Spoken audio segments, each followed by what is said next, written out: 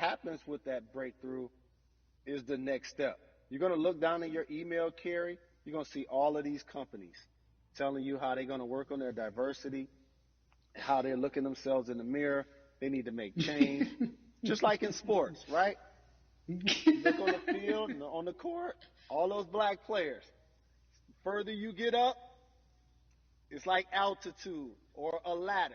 It gets thinner and thinner. And so a lot of people talk about the system being broken. I hate to remind people that it's not broken. It was built this way. And one of our ways to help change the system is to vote.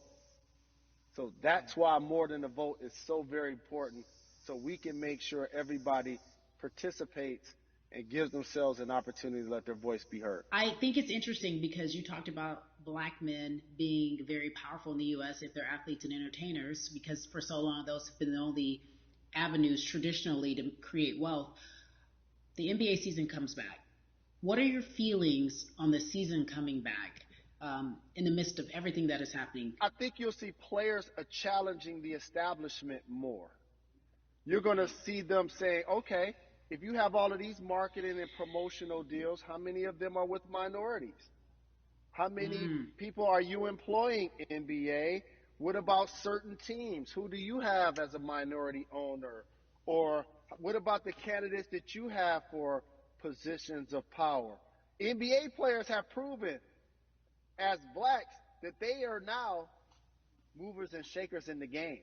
They're now the dog, not the tail. So if they decide not to play, some of the biggest social changes and conversations have taken place in sports that weren't during the game. Colin Kaepernick was before the game. The Ali Summit was a press conference. So they could mobilize if they chose to. But when and if you do play, challenge the league. Black Lives Matter on the jerseys. Continue to make sure that every time people are watching the game, they're also seeing the movement happen. Jalen, I appreciate you because you are always entertaining and informative at once. I really, truly am looking forward to the NBA season. Thank you for working with More Than a Vote because your voice, your platform, all of it is needed, my friend. Be safe, okay? Yes, ma'am. I love and appreciate you. One call away always. Thank you. Love you, brother. Love you too. Every conversation that we had today, I hope was helpful for you.